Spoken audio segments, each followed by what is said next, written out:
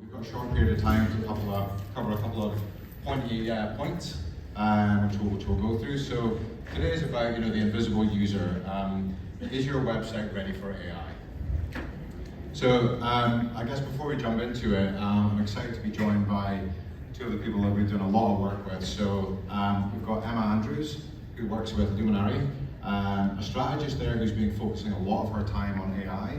And then we're also joined by Jane Utermeyer, who's heading up digital and content for Cancer Council Australia. So I appreciate you guys coming along.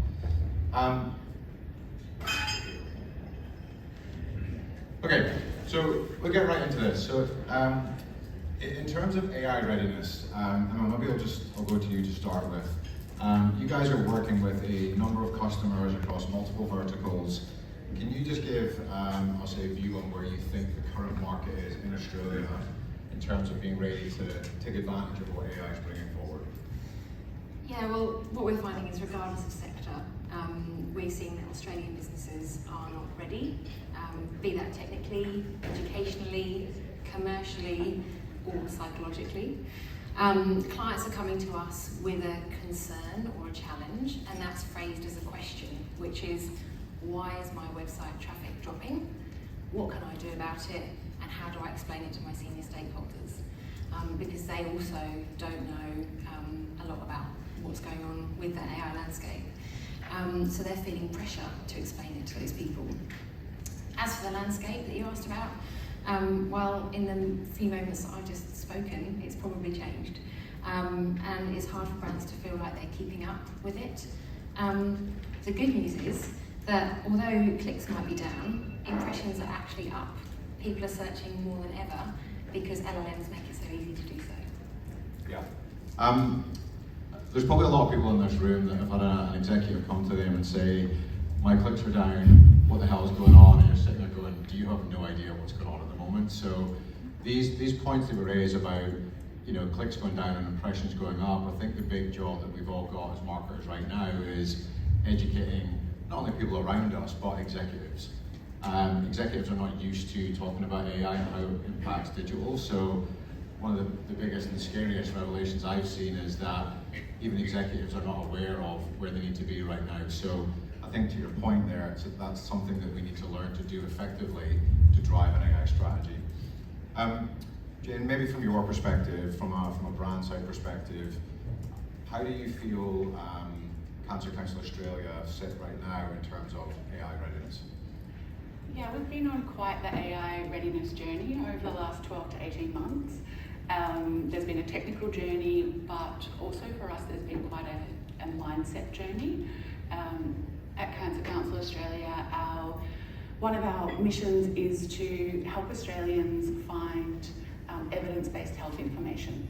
And we primarily do that via our website. People come there, they visit, they find the answers that they need. So as we saw LLMs emerging into being a really popular tool for our consumers, it was quite frightening both to think of AI engines generating health answers, but also stealing our traffic.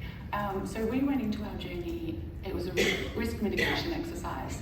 How are we going to stop this from happening? As we discovered and learned more over that time, we really began to see it as an opportunity.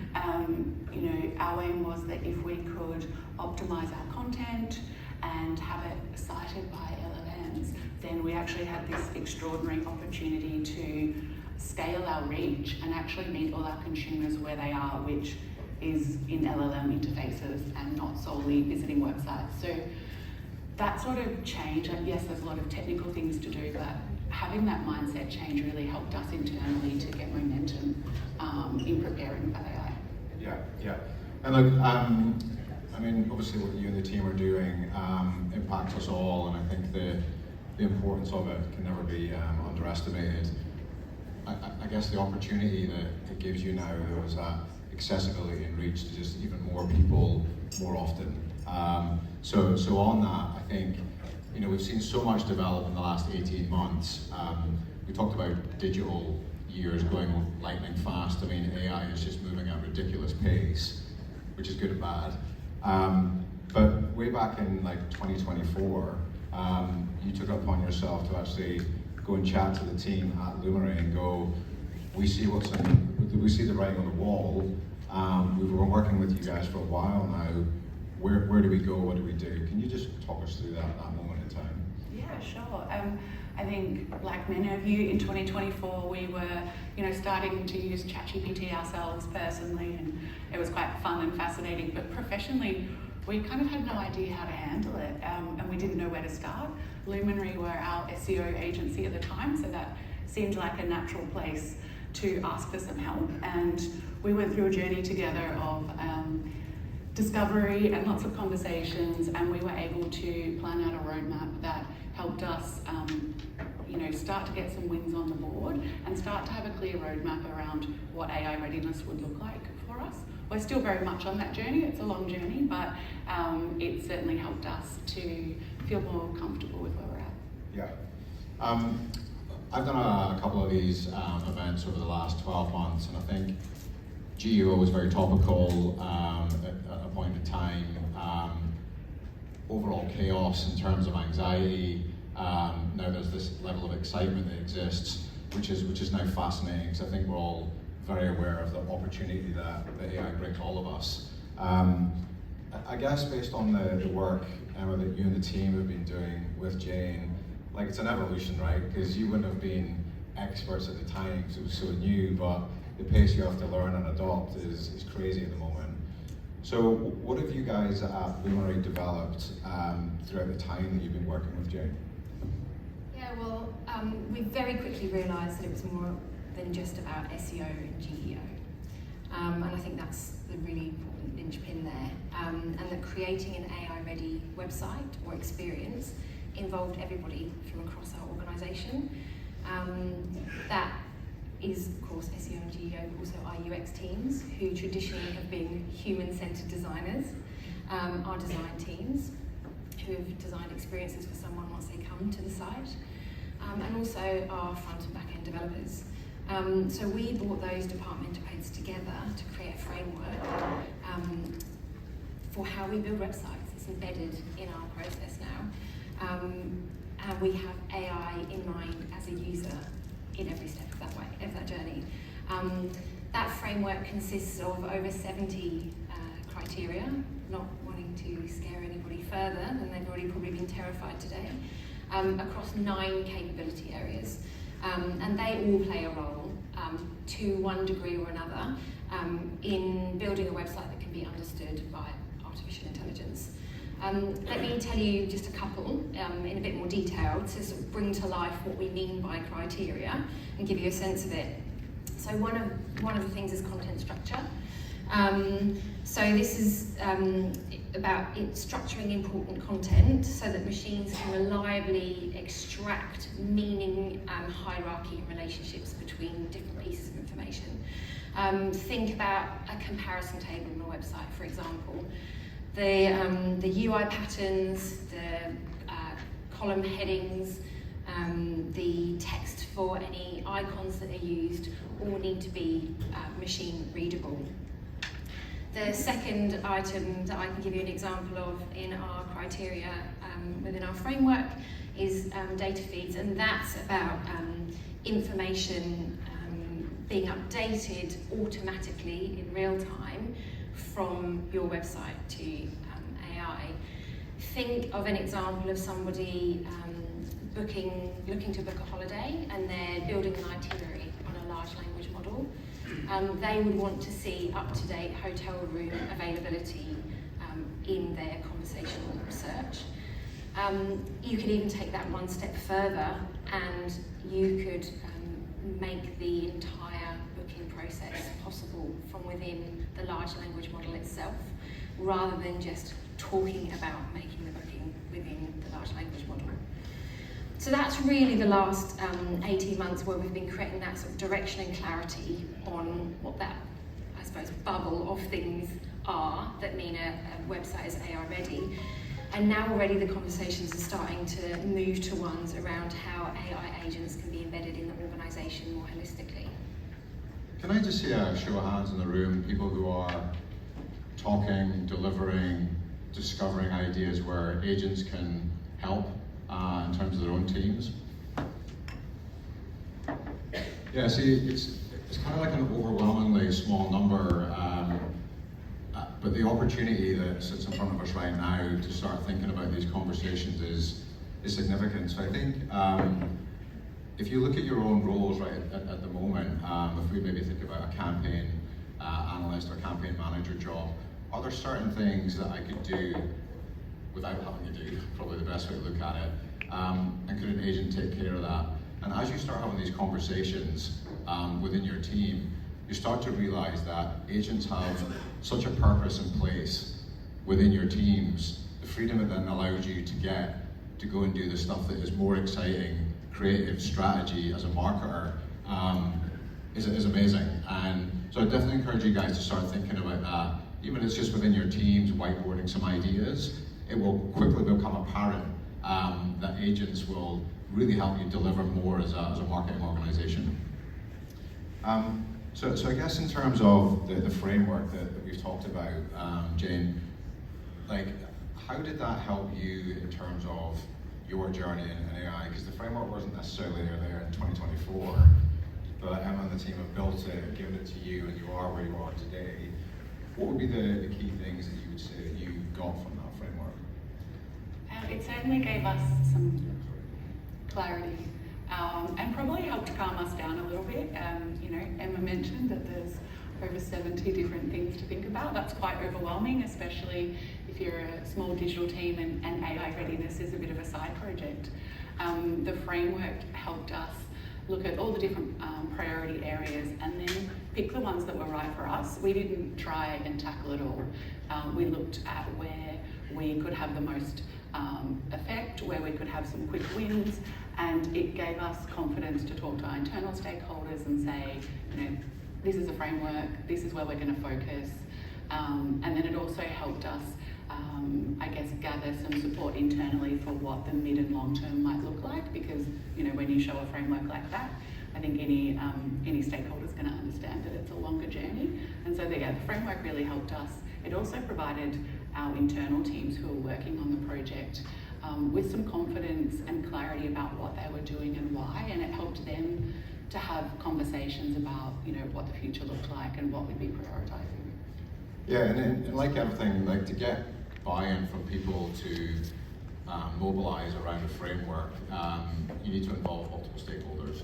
So we've got some big brands. I think I saw the teams from NAB and Medibank here, to much smaller brands who will have a lot less resources. It doesn't mean that a framework is not applicable. A framework can be provided, but it's not one size fits all. So one of the important things that we have to think about is we embed a framework, but we have to get executive buy-in to that framework. Because what executives want to know, like I'm sure everyone is sitting in this room going, if my exec says personalization to me one more time, I'm going to throw it out the window, or her out the window. Now it's AI. So executives want to know that we're doing something with AI that is constructive and delivering ROI. So getting them on the journey of this framework is probably one of the best things that you can do. And then obviously funding and everything that goes with that. So probably one of the biggest bit of advice I'd give you guys is take the framework, but involve the executives as you go.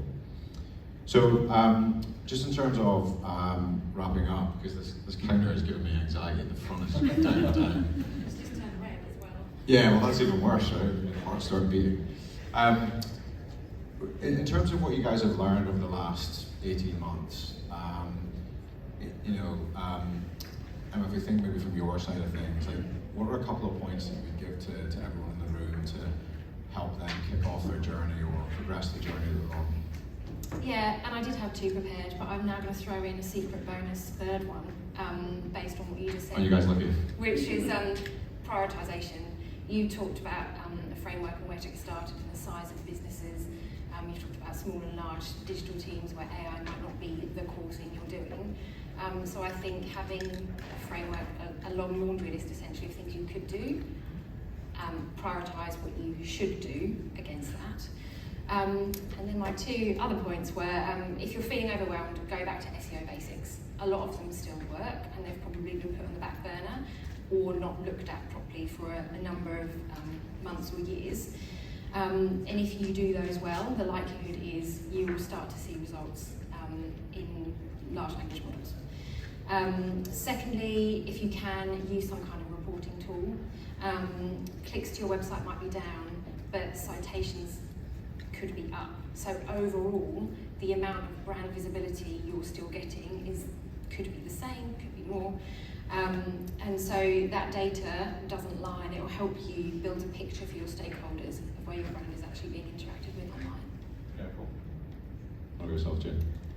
Yeah, I think my key learnings would be around stakeholders and about education. So I would recommend to anyone, start your conversations with your senior executives.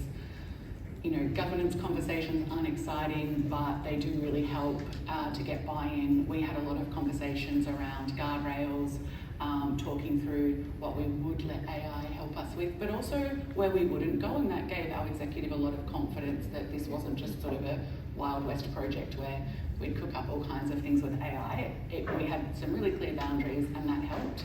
But also find your internal champions. There'll be people in your businesses that are obsessed with AI, get them on board and help them to build the enthusiasm internally and to get past some of the discomfort and hesitancy there might be around adopting AI. And then finally, learning. We didn't know much about AI in my team when we began this journey, but we signed up to every industry event and webinar you could possibly find. Some of them actually had nothing to do with what we've ended up doing, but it helped us get a broad sense of AI in general, how it's been talked about, and we were able to work out what was right for us. So I'd say, go to industry events, reach out to your vendors. They'll all have AI initiatives running or programs that you can leverage, and work out what's right for you. Yeah, and I think, Jane, kudos to you that we've seen an approach from Jane where it's like, yeah, exactly that question, what are Optimize doing? And now Jane is one of the, on our early adopters program for our AI capability, it's called Opal, but thinking about how you can now look at agentic AI because you have the framework in place. So guys, just to wrap up, I mean, again, the framework can be as big or small as you want. It can be team-based. Obviously, we want to look at this from an organizational level, but it's got to start somewhere to give transparency and clarity to people that are working around you, because there's still a little bit of nervousness around AI. People are still trying to define where do I fit in the AI picture, but when you can give people around you the clarity and the plan that they can work towards, and then you can cascade upwards in terms of communicating back to management what you're doing. Simple but super effective. So yeah, just as a takeaway here, Luminary have a stand outside. If you scan this QR code, they are giving 3 lucky organizations the chance at an AI assessment. And then what that'll do is look into how you guys can potentially develop a framework. So definitely take advantage of that. And also just going to have a chat to the guys as well. They'll be here for another hour or so, and I'm certainly sure they'll be here for drinks. And the Optimize guys are here as well. From a technology standpoint, we're really excited about where agentic AI is going in content generation. Content is now becoming more important than it's ever been. More important than it's ever been. It has to be in the right places, to be found at the right time. Otherwise, people are going to go to another brand. So the opportunity is now.